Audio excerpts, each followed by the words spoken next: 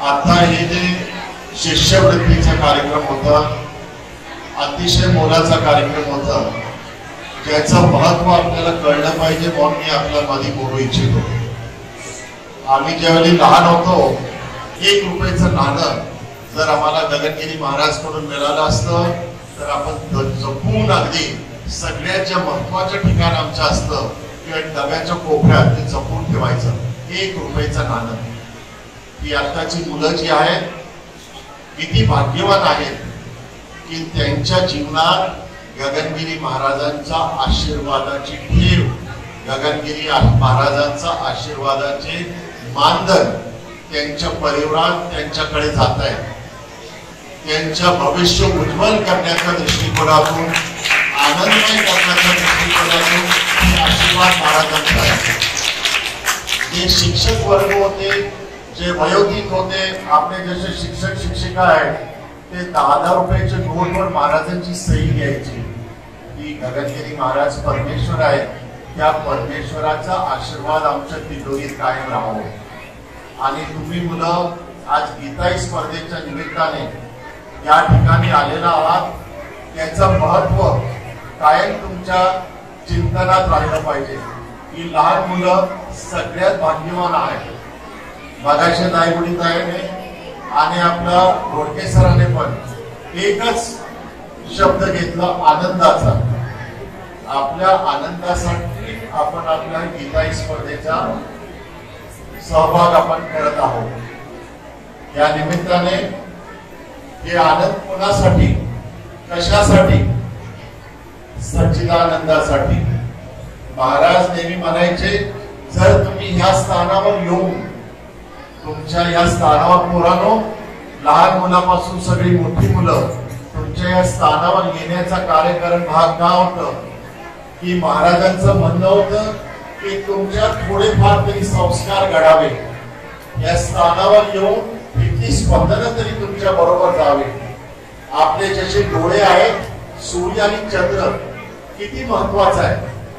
तुम्ही डोळ्याशिवाय बघू शकता का? सूर्याशिवाय जगू शकता का?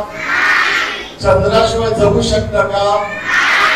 तसंच अशा परमेश्वराच्या ऊर्जेशिवाय तुम्ही जगू शकत नाही. या संस्काराच्या महत्वासाठी गगनगिरी महाराजांनी इच्छा केली की आपण या गीताई अध्ययन याच्या स्पर्धेच्या माध्यमातून आपल्या सगळ्यांना आमंत्रण करावं, आपल्याला याचं पठण करावं.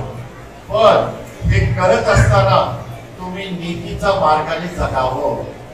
हे सच्चिदानंद जे आहे, सच्चाईचा मार्ग आजवर सगळ्यांनी करावं की तुम्ही आजपासून कोणी खोटं बोलणार नाही. तुम्ही या जागेवर येतायत, महाराजांचा आशीर्वाद घेतायत, जीवनात कधी खोटं बोलणार नाही. आईकडे नाही, बाबाकडे नाही, मित्राकडे नाही. हे का खोटं बोलू नये? हात खाली ठेवा.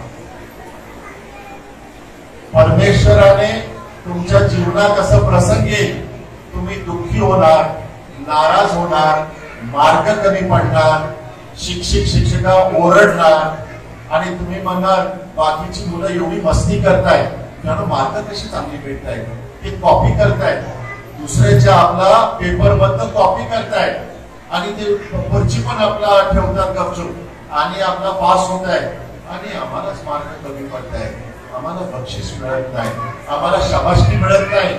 अशा जीवनात तुमच्या प्रसंग येणार. पण 10वी पर्यंत 12वी पर्यंत पण एक ध्यानात ठेवा, परमेश्वर कोणाच्या आपली परीक्षा घेतो. आपल्याला दुःख आणि आपल्याला असे प्रसंग नाराजीचे कमी मार्क मिळण्याची वेळ आली त्यावेळी समजून घेण्याचा प्रयत्न करायचा की आपण परमेश्वराला प्रिय आहोत. आज तुम्ही एवढी 300 मुलं तुम्ही इथे आहात, सोपं नाही. आज तुम्ही दुपटीने अनेक पटीने महाराजांचा आशीर्वाद या स्थानात घेऊन जाणार आहात. पण त्याच्या अर्थ नाही की बाबा तुम्ही कसंही वागणार, तुमचे संस्कार तुमच्या जीवनात जाता कामा नये. आई वडिलांचा मान सन्मान, आई वडिलांच्या पाया पडणे, आपल्या देव देवतांच्या पाया पडणे आणि पुन्हा त्याचबरोबर आपल्या शिक्षक वर्ग जे आहेत त्याला गुरुच्या ठिकाणी मानणं, त्याला नतमस्तक होणं, कारण हे तुमचं जीवनाचं करिअर घडवणार, तुमचं आयुष्य सुजलाम आणि सुफलाम करणार. पण हे शिकण्यासाठी, हे आशीर्वाद घेण्यासाठी, ही ऊर्जा घेण्यासाठी गगनगिरी महाराजांची इच्छा होती की आपण वारंवार वर्षानुवर्ष त्यांच्या चरणावर यावं आणि आशीर्वादाची शिदोरी घेऊन जावं. हे सत्कार नाही, तुमची स्तुती नाही, हे मोठा तुमच्या जीवनातला आशीर्वाद आहे. कारण आज सुद्धा 25-25, 30-30 वर्षाने जी मुलं मुली आपल्याकडे गीताई स्पर्धेला यायचे, ते जगाच्या कानाकोपऱ्यात मोठे साहेब होऊन जाऊन बसले. अमेरिकेला, इंग्लंडला, ऑस्ट्रेलियाला कुठल्याही जगाचा कोपरा राहिले नाही. जी मुलं आपल्या गीताई स्पर्धेला आलेले आहेत आणि परत ते परदेशात आले की आम्हाला येऊन सांगतात आम्ही इथं तुमच्या गीताई स्पर्धेत घेत होतो, आम्ही महाराजांचा आशीर्वाद घेतलं, महाराजांच्या हाताने मी आशीर्वादाचा आपला प्रसाद घेतला. किती भाग्याची गोष्ट आहे. आज तुम्हाला त्याचं महत्व कळत नाही. वयाचं मानानं काही एकदमच लहान आहे, काही मध्यम वयाचे आहेत, पण या कालांतराने या आशीर्वादाचं तुमच्या जीवनात जाणीव होणार तर तुम्हाला भरपूर आनंद होईल.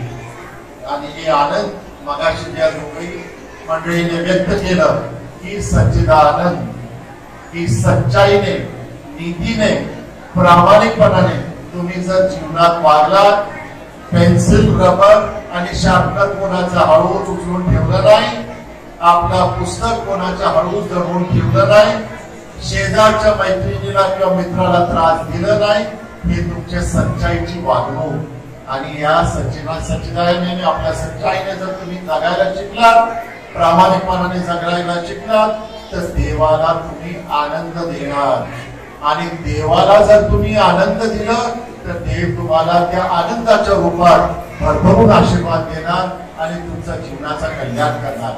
या दोन शब्दाने मग तुम्ही तुमचा वेळ जास्ती केला, मला क्षमा करा, पण महाराजांचे अनेक आशीर्वाद सगळ्यांचे तुमच्या पाठीशी कायम राहू.